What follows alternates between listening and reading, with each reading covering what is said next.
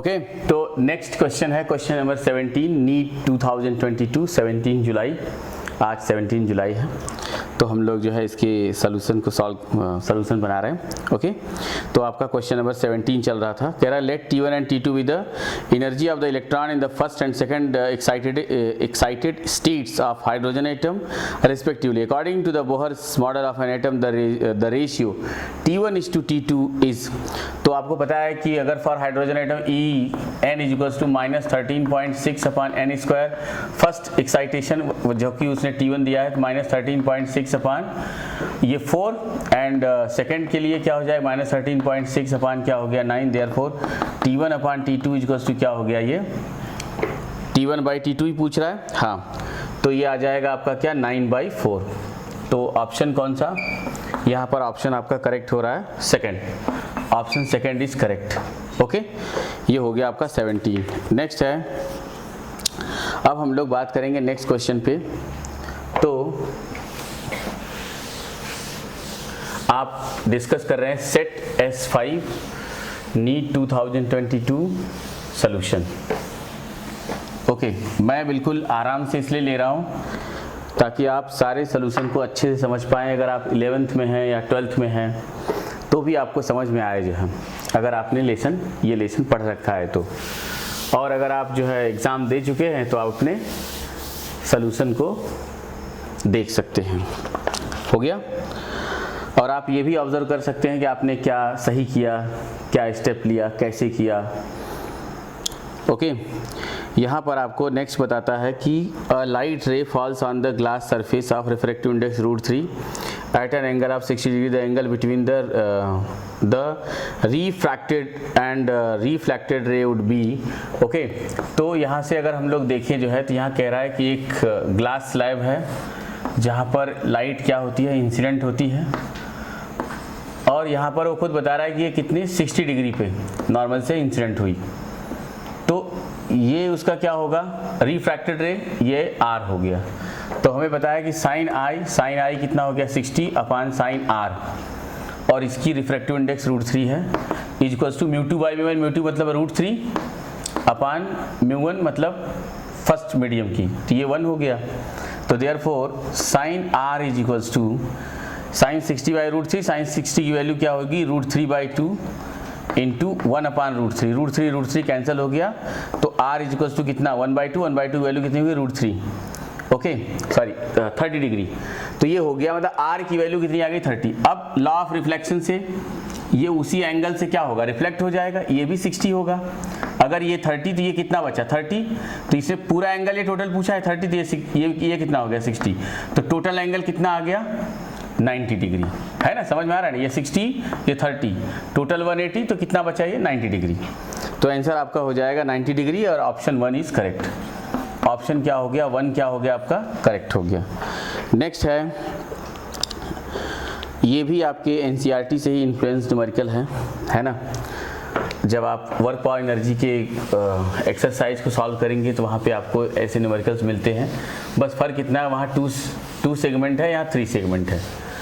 तो जैसा भी है आप इसे देखो, बहुत ही इजी है अगर आपने उसको अच्छे से किया है। कह रहा है कि shell of mass m is at rest initially, it explodes into 3 fragments having masses in the ratio 2:1:1. If the fragments having equal mass fly off along mutually perpendicular direction with velocity v, the speed of the third fragment is okay. तो ऐसा imagine करते हैं कि ये जो गया ये v से, इसका एक और पार्ट कैसे, जो भी मतलब बस एक रिप्रेजेंटेशन बता रहा हूँ कि वो 3 पार्ट में टूटा, तो ये ऐसे हैं। आप ऐसा इमेजिन करो कि जो ये यहाँ पर ये बन रही है वो 90 डिग्री है, और ये भी V है, और जो ये है आपका ये ऐसा कुछ मान लो, तो ये जो V1 है, V1 equals to V, V2 equals to क्या, ये भी V। तो यहाँ पर ये कितना होगा, अगर मैंने इसको जस्ट ऐसा ले लिया तो आपका 45 डिग्री, तो ये हो जाएगा V cos 45, और ये भी V cos 45, मतलब दोनों ये V cos 45 along x axis, और इसका वर्टिकल और इसका वर्टिकल दोनों कैंसल आउट हो जाएंगे क्योंकि दोनों सेम है। तो अब आप देखो, आप इनिशियली क्या था 0 क्योंकि वो रेस्ट पे था। Finally m1v1 plus m2v2 plus m3v3। तो m1 मतलब वो जो रेशियो है 2:2:1, मतलब पहले वाले को हम लोग क्या ले सकते हैं 2m/5, दूसरे को भी 2m/5 और थर्ड वाले को m/5। तो ये हो गया 2m/5 इंटू v cos 45 मतलब v/√2 प्लस 2m/5 v/√2 और प्लस m3 मतलब m/5 और ये v3। तो therefore m/5 v3 is equals to minus क्या आने वाला है, माइनस ये हो जाएंगे 4m/5 इंटू v/√2। m से m कैंसिल, 5 से 5 कैंसिल, तो ये हो गया v3 इक्वल्स टू, आप अगर मैग्नीट्यूड की बात करें कि उसका क्या मैग्नीट्यूड होगा तो ये आ जाएगा क्या v3 इक्वल्स टू 2√2 और ये v, मतलब कि अगर वो लोग v से थे तो इसका हो जाएगा 2√2v। Option 1 is correct. आपके लिए क्या आ गया, ऑप्शन 1 इज करेक्ट हो गया। क्लियर। नेक्स्ट है 21। तो कह रहा है कि बहुत ही आसान, ये तो आप जब ये पढ़ते हो इलेक्ट्रोस्टैट्स में वन डे ग्राफ जनरेटर, तो वहाँ पे आपको कई बार ऐसा बताया जाता है, पढ़ाया जाता है कि कैसे आप निकालते हो। 2 hollow conducting spheres of radii r1 and r2, r1 is greater than r2, r1 is greater than r2। अच्छी बात, okay. Have equal charges, the potential would B ऐसा। तो आपके लिए यहाँ पर 2 है ये, तो यहाँ पर कह रहा है कि 2 hollow conducting spheres of radii r1 r2। तो r1 बड़ा, r1 ये क्या हो गया r2 और ये वाली क्या हो गई r1, क्योंकि r1 is greater than r2। बढ़िया। The potential would be equal on both spheres, no, depend on the material property of the spheres, यही काफ़ी नहीं है। More on bigger sphere, okay, more on smaller sphere. क्यों? क्योंकि जब आप इसको फाइंड आउट करोगे तो इस पर क्या हो जाएगा k, मान लो इन पर दोनों पे सेम चार्ज है, ऐसा इमेजिन करो, सेम चार्ज, तो kq बाई क्या होगा r2 और प्लस kq बाई फिर से क्या आ जाएगा ये r1, और जो बाहर वाला होगा उस पर kq by r2 plus kq by r2, ऐसा। अगर आप यहाँ पर देखें तो ये R2 क्या है, बहुत ही बड़ा है, तो इसके पोटेंशियल कम हो गए, बट यहाँ पर एक क्या है, सॉरी R1, ये जो बाहर वाला है उस पर R1 और ये भी R1, दोनों बार R1 हो जाएगा। तो ये क्या हो गया, देखो अगर आप देखो तो एक R1 मैच हो रहा है, लेकिन एक में डिफरेंस है, तो ये जो है ये बहुत ही छोटी है, तो बहुत बड़ी वैल्यू आएगी, और इधर क्या हो जाएगा, बहुत छोटा होगा। तो इसलिए क्या होगा, इनर वाला क्या होगा, V इनर, ये V2 मतलब इनर साइड, जहाँ पर मैंने R2 लिखा है, तो V inner is greater than V outer. तो ऑप्शन आपका कौन सा हो गया 4, मोर on smaller sphere. Option 4 is correct, option 4 is correct, okay. तो ये इस तरीके से आपका ये हो गया। आप सॉल्व करते चल सकते हैं, सॉल्यूशन नोट भी कर सकते हैं, है ना। अपनी स्पीड बहुत ही बैलेंस है, न बहुत तेज है और न कम है, एकदम आपके लिए सूटेबल है। नेक्स्ट है question number 22। As the temperature increases the electrical resistance first increases for conductor but decreases for semiconductor. Direct आप मार दो, कुछ भी मत सोचो। Option 1 is correct. Question number क्या है 22 का ऑप्शन 1 क्या है, करेक्ट है। कंडक्टर के केस में टेम्परेचर बढ़ने पर रेजिस्टेंस बढ़ता है, बट सेमीकंडक्टर के केस में टेम्परेचर बढ़ने पर रेजिस्टेंस घटता है, okay, decreases. Temperature, when temperature increases then resistance of semiconductor is decreases. तो इसलिए ऑप्शन क्या हो गया आपका 1 करेक्ट हो गया, ओके। 22। नाउ 23 और इजी है। 23 की बात करते हैं। वेरी सिंपल, यहाँ पर क्या बता रहा है, डिस्प्लेसमेंट वर्सेस क्या हो गया, टाइम ग्राफ। तो अगर आप देखें यहाँ पे दो आपको ऐसे ग्राफ दिया हुआ है, एक ये है 45 डिग्री और ये है 30 डिग्री। यहाँ पर आपको फर्स्ट और सेकंड की बात कर रहा है, तो 30 वाला फर्स्ट है, मतलब ये पहला और ये दूसरा। तो v1 इज इक्वल्स टू क्या होगा, tan slope of the graph of xt graph is called velocity.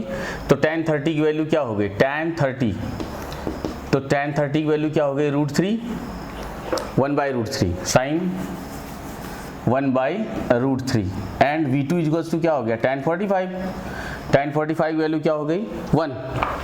तो यहाँ से आपके लिए क्या हो गया, ये 45 हो गया, इसकी वैल्यू 1 है, therefore v1/v2 is equals to 1/√3 is your right option. उसने आपसे रेशियो पूछा, option 2 is correct, option second is correct. Clear. Next है सेमीकंडक्टर से, बहुत ही इजी क्वेश्चन आया इस साल, बहुत सरल क्वेश्चन आ गया सेमीकंडक्टर से, मतलब जिसने थियरी पढ़ी होगी वो डेफिनेटली सॉल्व कर लेगा, है ना, बहुत इजी। तो यहाँ पर आपको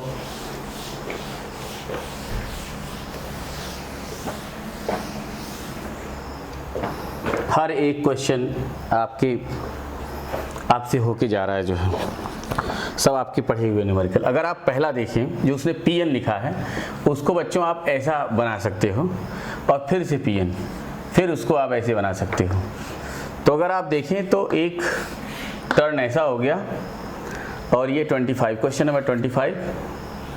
इसके बाद सेकंड जो डायग्राम है वो ऐसे, आपका एक pn जंक्शन क्या है इस डायरेक्शन में और दूसरा कैसा आपको अपोजिट में बना दिया। तो अगर एक फॉरवर्ड में होगा तो दूसरा वाला क्या हो जाएगा, रिवर्स बायस में हो जाएगा।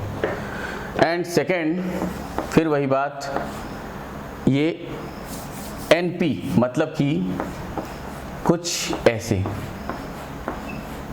मतलब आपको ऐसा समझने के लिए आप चाहे वो लिख के भी कर सकते हैं, ऐसे भी कर सकते हैं। तो आप देखो यहाँ पर आपको बिल्कुल साफ साफ दिखेगा कि ये दोनों कैसे हैं, जो भी है ये एक ही बायस में है, इनका जो बायस है वो सेम है, इसका भी बायस क्या है, दोनों के लिए सेम है, यहाँ भी दोनों बायस क्या है, सेम है। तो ये लोग क्या होंगे, सेम पोटेंशियल दिखा रहे होंगे, और ये दोनों बायस क्या है, ये दोनों डायोड क्या है, एक दूसरे के अपोजिट हैं, मतलब कि इनकी पोलैरिटी चेंज हो जा रही है, तो फिर इनकी बात बदल गई। तो यहाँ पर कह रहा है in the given circuits ABC are the potential drop across the 2 PN junctions are equal in option 1 circuit C only, option second both circuit A and C। Yes, ये देखो A है, ये B है और ये वाली C है, तो एक ये हो गई और ये दोनों क्या हो गए, करेक्ट। तो ऑप्शन क्या हो गया आपके लिए, सेकेंड इज करेक्ट हो गया। Okay, question number 25। Now 26 is also very good numerical. आओ बात करते हैं 26 पर। 26 ऑलरेडी बहुत अच्छा क्वेश्चन है, कह रहा है कि copper wire of length 10 metre है ना। अगर आप देखो तो अगर क्लास 10 के बच्चे थोड़ी अच्छी प्रैक्टिस कर रहे हो तो वो कर लेंगे, जैसा कि हमारे क्लास 10 के बच्चे बहुत आसानी से ऐसे क्वेश्चन सॉल्व कर लेंगे। हालांकि वो इसमें से काफ़ी कुछ सॉल्व कर देंगे, बट फिलहाल आप 11-12 के लिए copper wire of length L is equals to कितना है, 10 metre. Question number 26 and radius R equals to 10⁻²/√π metre has a electrical resistance R equals to 10 ohm. तो करंट डेंसिटी J बतानी है। J इक्वल्स टू क्या होता है, sigma E, और इसको J equals to sigma equals to 1/ρ into E। तो यहाँ से R equals to ρ into L/A, therefore ρ equals to R into A/L। R की value 10 into A, pi R square मतलब 10⁻⁴ डिवाइड बाई ये पाई से कट गया, ये L बराबर 10 से कट गया, बच गया ρ equals to 10⁻⁴। Therefore current density J equals to 1/ρ तो 10⁻+4 हो गया इंटू E भी उसने दे रखी है, E की वैल्यू कह रहा है इलेक्ट्रिक फील्ड 10 वोल्ट, ई की वैल्यू बता रहा है 10 वोल्ट पर मीटर, तो ये हो गया 10, जे इक्वल टू 1/ρ इंटू ई, तो ये हो गया 10⁵ क्या हो गया एम्पियर पर metre square. Answer is 10⁵ ampere पर मीटर स्क्वायर करंट डेंसिटी, और ये हो गया option second is correct. Option second is correct. Okay, question number 27। तो चलो आओ बात कर लेते हैं क्वेश्चन नंबर 27 पे। 27 की बात करें तो क्या कह रहा है, एन इलेक्ट्रिक लिफ्ट। देखो इसी के लिए मैं कह रहा था, आप जब एनसीईआरटी की बुक देखेंगे और जैसे ही आपका वर्क पावर एनर्जी ख़त्म होता है, जहाँ से कोलिजन स्टार्ट होता है उसके पहले ही एक न्यूमेरिकल है, और यही है, बस इसमें नंबर चेंज है।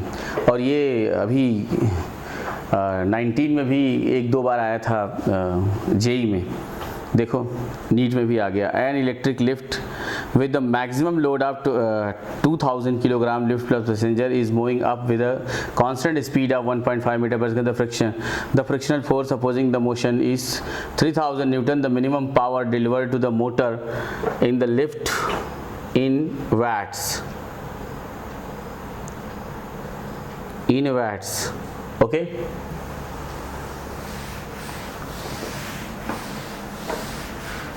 तो आ जाओ हम लोग वैट में निकाल देते हैं। वहाँ दोनों है, जो आपको सॉल्व न्यूमेरिकल दिया है वैट और हॉर्स पावर दोनों में आपको दिया है न्यूमेरिकल सेम, बस यहाँ पर वैल्यू चेंज हो गई है। लगे तो आप अभी जाओ, अभी देखो सेम मिल जाएगा आपको। तो यहाँ पर क्या है, ये एक लिफ्ट है ना, और ये इस तरीके से कांस्टेंट वेलोसिटी 1.5 मीटर पर सेकेंड से ऊपर जा रही है, और 2000 किलोग्राम मतलब 2000 जी। अगर ये ऊपर जा रही है तो फ्रिक्शन किधर लगेगा, फ्रिक्शनल फोर्स नीचे, और ये कितना दिया है इधर 3000 न्यूटन। तो इस पर जो नेट डाउनवर्ड फोर्स लग रही है एफ नेट कितना हो गया 20,000, 2000 मल्टीप्लाई 10 20, और ये 23,000, मतलब 20,000 प्लस 3000 वी गेट 23,000 फोर्स। इतना न्यूटन क्या लग रहा है डाउनवर्ड। तो पावर पी इक्वल्स टू क्या होता है, एफ डॉट वी 23,000 है ना, इंटू 1.5, एक जीरो कम हो गया, और वो 15, और ये 0 0, ओके, और 45 5 4, और ये 30 एंड 35, इतना क्या आ गया वैट। समझ आ रहा है। तो ये हो गया 35,000 30 34 34,500 क्या आएगा वैट आएगा। ये आपको मोटर की पावर इतनी होगी। Option 1 is correct. ऑप्शन क्या हो गया, ऑप्शन 1 इज करेक्ट हो गया। ओके, नेक्स्ट है give the below two statement. Biot-Savart law gives us the expression for the magnetic field strength of an infinitesimal current element ideal of a current carrying conductor only. Statement second, Biot-Savart law is analogous to the Coulomb's inverse square law of charge Q, with the former being related to the field produced by the scalar source ideal, while the latter being produced by a vector source Q. Okay, in light of above statement choose the most appropriate answer for the। तो अगर आप second देखें तो second क्या है, वो first का proper explanation नहीं है, रॉन्ग है। तो आपके लिए statement 1 is correct and statement second is incorrect हो गया। तो option 1 is correct. Question number 28 में option 1 is correct. Set S5 option 1 is correct. Next है question number 29, very interesting numerical. आ जाओ 29 पे बात करते हैं। ये 27 और ये 28 हो गया। Now question number 29। अगर आप 29 को देखें, 29 क्या कह रहा है 29, क्वेश्चन नंबर 29 29 में कह रहा है 2 resistors of resistance 100 ohm and 200 ohm are connected in parallel. Okay, तो ये दोनों क्या हैं, पैरेलल में कनेक्टेड हैं। दो रजिस्टर पहली बात तो पैरेलल में कनेक्टेड हो गए। ओके, ये 100 ओहम और ये वाला 200 ओहम है। क्लियर? और यहाँ पर अपनी जो भी ऐसी बैटरी होगी। तो कह रहा है कि the ratio of the thermal energy developed in the 100 ohm to the 200 ohm in the given time is. तो आपके सामने चार ऑप्शन है, आ जाओ निकालते हैं। तो ये H1 equals to heat equals to क्या होता है, I² RT। तो अगर आप देखें, अगर आपको इतनी बेसिक जानकारी हो तो जो यहाँ से करंट जाएगी ये यहाँ पर क्या होगी, इसकी डबल करंट जाएगी। अगर मान लो यहाँ 2I गई तो यहाँ क्या जाएगी, I जाएगी। ठीक है ना? तो आ जाओ यहाँ पर H1 इक्वल्स टू I², मतलब पहले ऊपर वाले को ले रहे हैं तो ये कितनी हो जाएगी, 4I² इंटू R की वैल्यू कितनी हो गई, 100 इंटू T। ये equation 1। And H2 equals to क्या हो गया, यहाँ पर I बट ये क्या हो जाएगा 200 इंटू T, ये सेकंड हो गया। रेशियो जब आप निकालेंगे H1/H2 इक्वल्स टू, आप ध्यान से देखो तो ये क्या हो रहा है, 4I² into 100 into T upon I² into 200 into T। T 100 1 जा 100 2 जा 2 जा I²। तो H1:H2 इक्वल्स टू क्या आ गया, 2:1। तो आपका ऑप्शन क्या हो गया, option 4 is correct. Option 4 is correct, 2:1। Clear?